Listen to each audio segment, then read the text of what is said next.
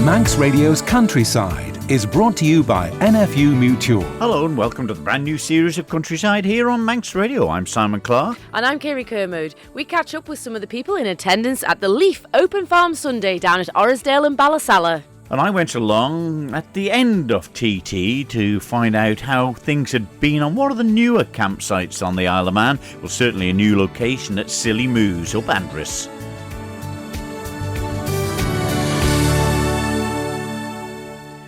Well, Kirree, we're back and, the TT's finished and the weather's back again now. You wouldn't believe it, would you? Isn't that just typical? Yeah. The Isle of Man, all day can be all different seasons, but yeah, it's always the way, isn't it? We're glad the sunshine is here, though. Yeah, and it's a tricky one for farmers, I always think, because a lot of the time the hay and the grass and the silage is ready for cutting around this time, and it can be quite awkward, I suppose, worrying for contractors and farmers who are driving big silage trailers around the countryside with a lot of motorbikes around, shall we say. This is it. The visitors, they're wanting to get out and explore the island as much as anybody else wants to, but work still goes on these farms. And the sunshine, it's coming in sort of waves almost, isn't it? Where we're just getting 3 or 4 good days and then back to the rain. So there's a lot of pressure on the contractors to get round on everyone. Yeah, well, I'm not sure if our dogs and Sam's dog are too happy because the field around our house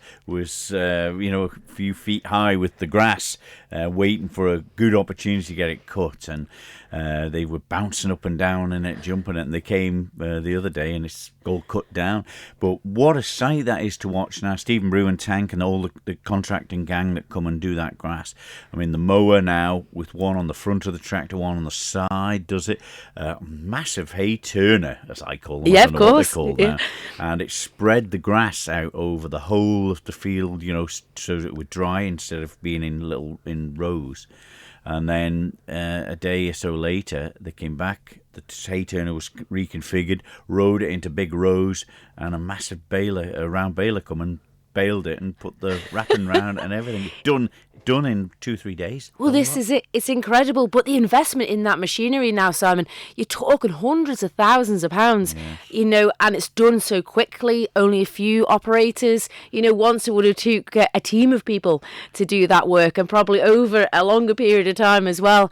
It's incredible how agriculture has moved on. Yeah, I used to cut it with the old 35 Massey Ferguson with a reaper on it, with the blade going Finger backwards bars, and forwards. I'm like, yeah. There's nothing wrong with that, and a few people still like to, get the drum mower out and the hay bob out and just do things a little bit slower. But it sticks with you, that when you're cutting that grass with a reaper years ago, that smell of the freshly cut grass and the clover. Oh. Still now. Could eat a little bit of it. Anyway, let's get on with the programme because your family at Orrisdale opened the farm up. A lot of work went into it last minute, but wow, it looked fantastic, Kirree, on the day, and you got a lot of support. Really did. It's a free event, and I do think that does help. But there is that connection still on the Isle of Man where people want to know where their food comes from, how it is grown, and the want to support and buy local. So it was a great day. It wasn't the sunniest of days, but it was very, very busy. And I caught up with some of the people in attendance. Well, I'm joined now by John Ward. John, thank you for coming to the open day for a start, but it was great to have the beekeeping stand there with everything you could ever imagine for children to look at. It was a great turnout of beekeepers also. How has the year been for you guys? It's been a good day. I think a lot of children were enlightened by bees and how incredible they are. They managed to unpack a hive and pretend to be beekeepers and dress up in bee costumes. So it was, I think they really enjoyed it. They had a chance to go and taste different honeys, and also we brought along a live beehive. It's an observation hive, obviously. So they had to try and hunt the queen. And did they manage? Well, I mean, it can't be easy. It wasn't easy, but luckily I put a wee dot on the queen, so it was a bit easier. But it was a bit of a chilly day, so they found it a little bit tricky. Even some of the adults did, but yeah. It's amazing because some of these children probably have never seen bees up that close, really. No, it was quite amazing just to watch how they'd become enlightened, and manage to get in touch with some of the natural world around them, and it's just great to see the curiosity and the awe that you sort of see in them when they start to understand that the world's quite big and interesting. It is, and it was funny. We were talking to the president of the show, and we just touched on beekeeping, and he said you kind of almost forgot how important bees are to the world. Yeah, they're vital. Without them, obviously, a lot of our crops would not be able to be pollinated, all our orchard trees, so much that we rely on them. And it's not just honeybees, but all of our pollinators. And so whatever we can do to sort of look after them, we need to sort of be mindful of. And one thing I'm telling farmers is definitely if you can get more white clover in your pasture, it certainly helps not just honeybees, but every other pollinator as well. And I think that's something that farming is sort of turning back towards some of the traditional methods, more sustainable ways of cultivating and planting crops that are helpful to the environment. And clover has definitely been one that's getting pushed more locally as well. So no, it's getting that balance with nature and farming, isn't it? Ultimately, that's what LEAF stands for, linking the two. It is, yeah. And part of what we were trying to get across here today is also that we've got a unique island here. It is disease and pest free, a lot of it, and that includes bees as well. So just getting people mindful that to look after bees, not to feed them honey, because a lot of our shop bought honey has diseases in it. Best to make sure that they're feeding them with sugar water, and and also, they don't have to be beekeepers to look after pollinators. They can grow as many flowering plants as they can, and that does a huge amount for all our pollinators. And that's it. Sometimes it's the simple things that we can all do in our gardens that do help. Absolutely, yes. And also with that, John, honey, how has the crop been this year? Well, it's a bit hard to tell just yet. Some people are taking them off twice a year. I tend to take mine off just the once, but for those that are taking it off, it seems to be going relatively well. You've got to be careful though, because we have a period called the June gap where there's not a lot of flowering plants available, and so beekeepers that do take honey off, they've got to keep an eye on their colonies, make sure that they don't starve in this period. I tend to, and a lot of other people tend to harvest around about August. Okay. So fingers crossed, everything will go well. Last year wasn't too bad, so at the moment, looking at things, it looks okay. It's just the problem is if it's very wet, and they'll be locked up in their hives, and they'll eat all that honey. So. Oh, I see. Okay, and that's the thing. Sometimes we get sort of blasted saying that we take all the honey and leave nothing for those guys, but that really isn't the case. You guys look after them very well. Absolutely, yeah. We have to look after our bees, otherwise there's just going to be nothing left for us to look after, basically. So we're very, very careful with how we manage our bees and look and treat them well, and they'll treat us well. Well, Keith Masson, President of the Southern District Agricultural Show. The show is nearly upon us, but here we are at Orrisdale today for Open Farm Sunday. A bit of a taster for what's ahead for you. Yeah, very much so. We've had a lot of animals here today, and people obviously like to see livestock. What surprised me was, 10:30 opening doors and people coming in from 10, and it's been a good turnout. A lot of people, brings people closer to the industry, obviously, And I think that's what's important, and linking back to the Southern District show as well, that is what it's all about, is getting people through the gates to understand what actual active agriculture is. Yeah, it's trying to educate people on where their food comes from, and the link, I think, over the years has been lost between town and country, and it's trying to re-establish that. And not everybody's interested in livestock, but hopefully at the show we've got other things that they can come to. We have the bungee this year, which is a first. First time, impressive. Yeah, first time back for 15 years apparently.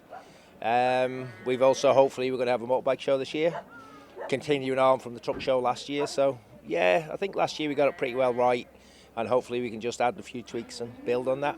So. And to see the next generation running around, there's an awful lot of children at the Open Farm Day. Is that what we're encouraging through the gates?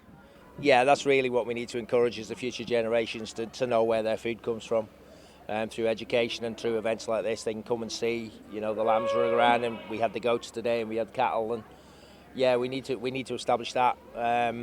That's the bit I think we've lost. So appealing to the children and stuff like that. And I think the kids have thoroughly enjoyed it today, feeding the animals and stroking the animals and all. And yeah, hopefully we can encourage one or two into the industry. Yeah, and ultimately that's what it's all about, is keeping that skill set alive around the countryside. It was great to see the beekeepers here and how important bees are for our whole ecosystem. Yeah, very much so. Yeah. I mean, I think bees over the years have been sort of, they produce honey, but yeah, they do so much for our our industry and all industries, to be fair. Like, and without the bees, yeah, we'd be stuffed, really, to be honest. And that's it. It's hard to believe, just a small insect, you know, it just sort of gets bypassed, like you said, Keith. And for this year, the entries will be now open for the show? Yeah, the entry's now open, yeah. I think we've got a few spaces as well on some of the trade stands and stuff, but they are filling up quite quick. So, yeah, if you haven't already done it, do so. Get in. Get involved. Yeah. Brilliant. And the dates for this year? You got me on this one. I think it's the 25th, 26th of July. It's the last weekend in July, anyhow, yeah. And have you picked your judge yet? I'm not saying. Not saying. But it is a privilege, Keith, I suppose, when you look at it, to be the president of the show. You know, you're following the footsteps of some great agricultural people, farmers and the like. You must be somewhat proud. It's an honour to be asked and stuff like that and everything else. And I'm more doing it for my father-in-law. He was very much involved in the show and stuff like that and everything else. And obviously my wife Andrea, she's very much involved. And yeah, so I was asked, and yeah, it's nice to do it. Yeah, it's nice to be asked. And like you just touched on there, it's a family show. Everybody's involved. The band of volunteers that you have around the committee to support in every aspect of the show is phenomenal. Yeah, it is. We're very lucky, really. Everybody's got their own individual areas to work on. You know, we have people for the dairy, we have people for the beef, the sheep, and everybody just knows what they're doing. And yeah, we're so lucky to have so many good volunteers and people that are willing to put the work in. And yeah, we're grateful for them, and yeah, because I think we're a smaller committee, it all works and it seems to fit together. And yeah, hopefully it'll go all right. Well, now I'm joined with Caitlin Sloan. Caitlin, your table of 3 little ducklings and 2 bigger ducks has been maybe one of the star attractions here today at Open Farm Sunday. Now, these little ducklings are very special to you. Now, tell us why. They're special to me because I hatched them from eggs in the incubator and I bought them locally. And how long did it take for them to hatch? So it's meant to take 28 days. With the bigger ones, it took 30 days. And with the younger ones, it took about 28 days. Oh, wow. And they are absolutely gorgeous. And do they have names? Yeah, so the bigger 2 are Pippin and Puddles. And then the younger ones are... We've got Boo, we've got Daisy, and we've got one that my brother Jack named, but I can't remember what he named it. It was a stupid name. And what was it like in there today to have all the people crowding around looking at your homegrown ducklings? It was very fun, but there was loads of little kids that kept trying to grab them and squeeze them, and I was like, oh God. It was very interesting. And you're only 10 yourself, Caitlin, so it's so lovely to see you enjoying being out in the countryside. Why do you like the countryside? I've just had a very big liking to it, especially when I came down to your farm, Kirree. I started loving all the animals and how hard it is. I love how different it is to everything else. And do you think you'll carry on enjoying the countryside? Yes, definitely. I want to be a farmer when I'm older. That is very, very refreshing to hear, Caitlin. And like you say, in there today, hopefully, we might have inspired some of the next generation. Yes, lots of people, lots of young kids are saying, I want ducks now, I want ducks, and the mum and the parents are saying, well, maybe when you're like her age, so hopefully there'll be more people with animals and who like farming. So it's an opportunity to get out and explore. And did you have a chance to walk around the barn? Yes, I had a good look around the barn. It looked really good. I helped a bit to make a toy tractor, and it was very hard. It's a lot harder than it looks. And what was your favourite part of today? I liked shearing because I helped with the scissor thing, whatever. Oh, the hand shears, the jousers as we used to call them. Yeah, so I helped with the jousers to cut the wool, and I was very good at twisting. Wrapping the fleeces. Wrapping the fleeces, yeah. Because I just fold in the sides, roll it up, take a bit from the end, pull it, twist it, and fold it over and tuck it in. You make it sound very, very simple. It's very not simple. Well done for today, Caitlin, and we hope that you enjoyed the Open Farm Sunday. Yeah, I really did. Thank you, Kirree. There we go. That was John Ward with the beekeepers, Caitlin Sloan with her little ducklings, and Keith Masson. He's the president of the Southern District Agricultural Show and who was there on the day. Yeah, fantastic variety of knowledge from experience to up-and-coming potential people who are going to get involved in the agricultural world as well, Kirree. This is it. There's so much enthusiasm, some great questions asked, but it's that support we really appreciate as farmers. But to give that opportunity to get onto a working farm and understand what goes on behind the scenes, there was some fascination and questions that, you know, they can ask and not feel silly about. So it was a good day. We really enjoyed it. And it must have been, because to see younger kids at a reasonable distance, safely, I might add that. Absolutely. But looking at the bull as close as they'd ever get to one in a way as well, isn't it? This is it. And some of them said, I've not seen a cow in real life. I'm like, you're Really? joking. No. And they were up, within a couple of yards of it. And, they're massive, or didn't expect them to be so hairy. It was just an opportunity where, you can have that experience. And there's been a few questions asked about getting onto the animal management course at Isle of Man College. How to get involved with the young farmers and enjoy the social aspect of it. So it was a good opportunity. LEAF, this was its 20th year, linking the environment and farming, and I think it's so important that we back these campaigns.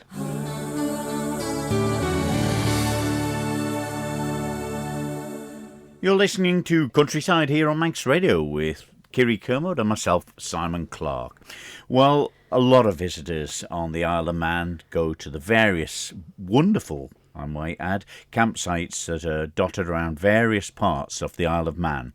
Well, Silly Moos has been going quite a while now, run by Fiona and Brian Brumby, and they moved location last year to a place near Andreas Airfield. And I popped along to speak to Fiona to see how this year's camping, along with the weather and the racing, had gone with the visitors. Well, Fiona Brumby, it's not been much weather-wise, but how's the TT at the Silly Moos been this year? It's gone really well. Yes, the weather's been difficult, but we've got a big social hub where the campers can get out the weather. That helps tremendously. We're on a sand dune, which is brilliant, so it drains really well. Wednesday, Thursday was difficult with the amount of rain, but our campers kept smiling, and so did we. Yeah. That's the thing about this. I drove in the gate here thinking, wow, the rain that we've had, particularly over the last 48 hours, I thought, will it be like a quagmire? But it's not. It's great. No, it's dried out. It dries out really quick. If we have rain here, it's amazing. Within minutes, because it's sand, you can't even see it's rained.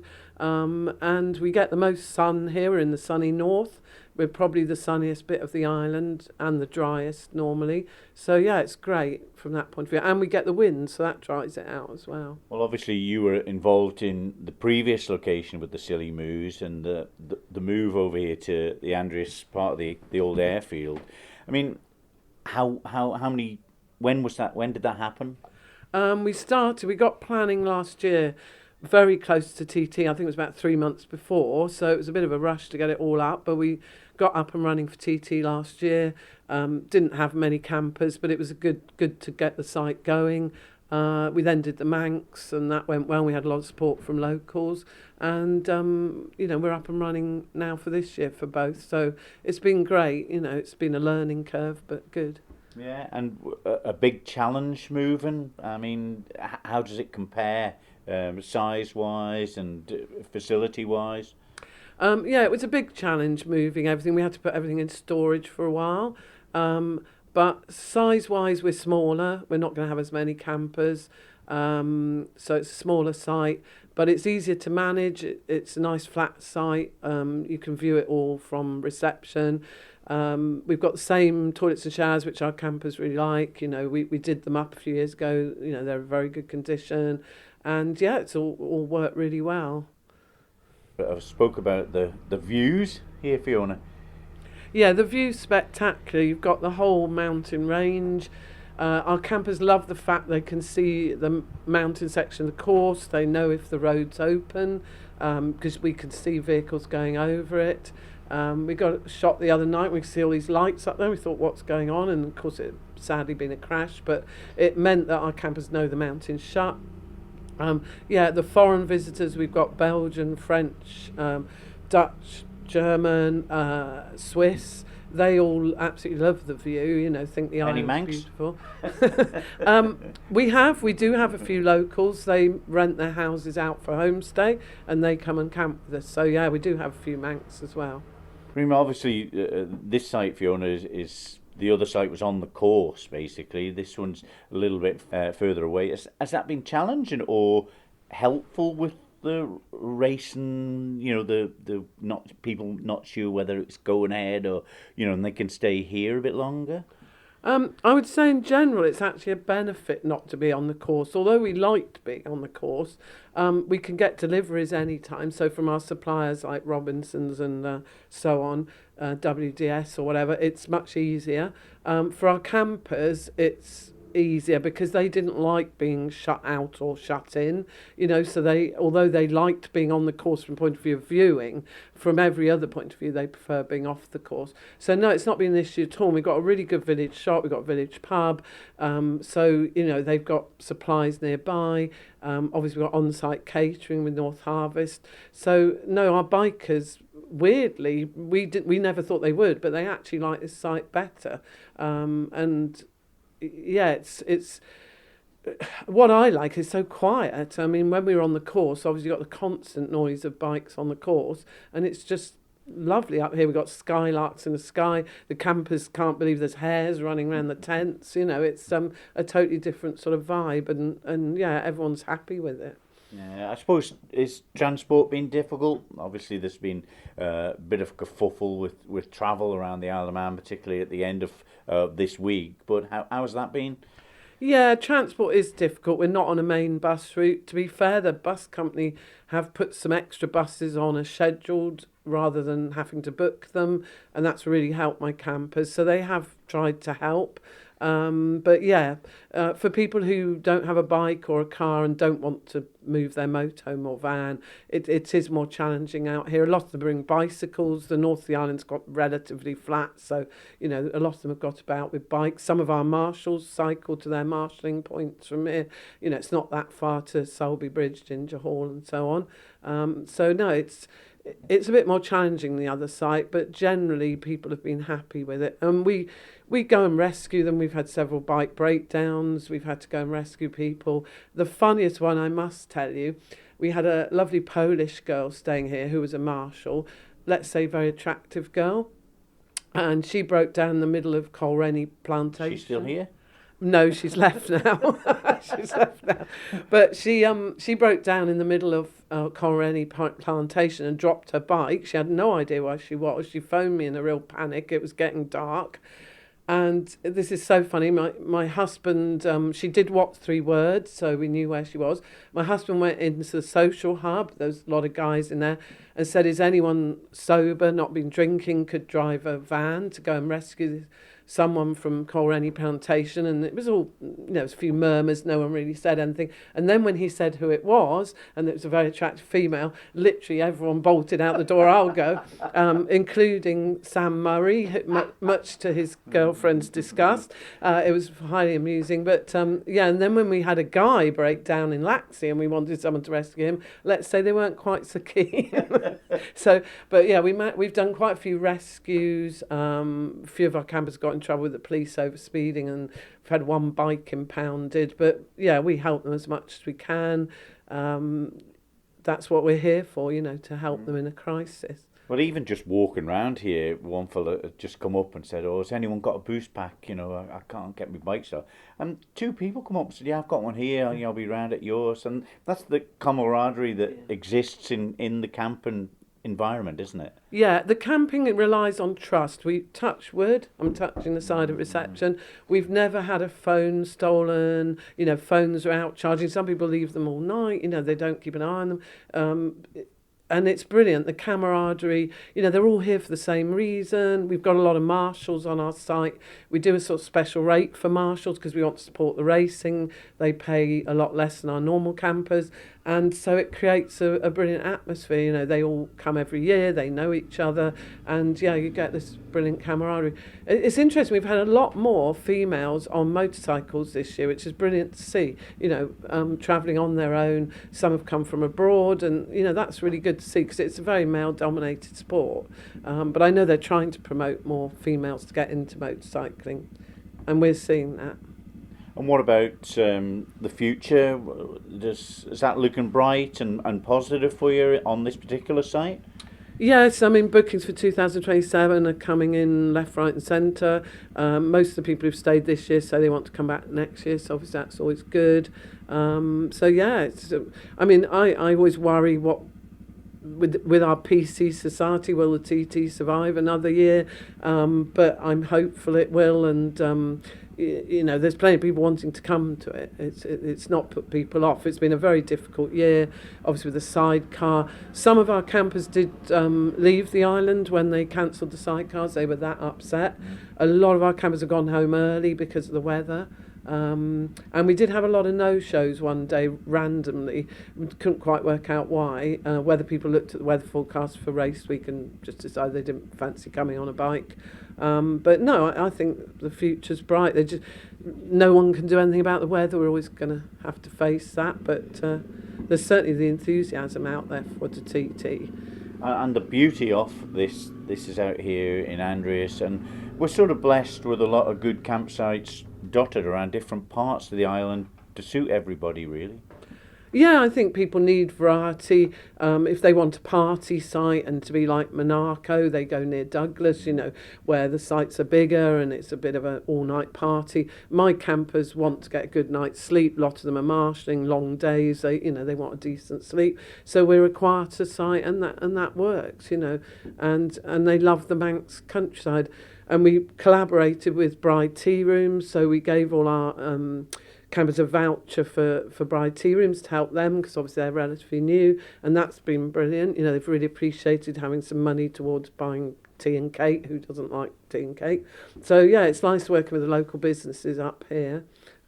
It's been great. Fiona Brumby from the Silly Moos campsite in their new location on the Andreas, by the Andreas airfield there from the Burma Road, as we know, out the one from Andreas to Bride. So and it was just great seeing there, and to be there when one of the things wouldn't start and somebody just come along and say, has anyone got I'll help you. Oh, it's just fabulous. great camaraderie that's amongst it, and the spectacular view that they didn't get every day. No. But it was just so nice to see the visitors accommodated for, and Fiona just mingling with them, and loving the of being involved, making her feel, even though she's not watching the bikes. Being of course, part of she the likes the TT, bikes herself too, doesn't she? But that Manx hospitality, that tradition of welcoming people, they're very good at what they did at the Kirree back then years ago,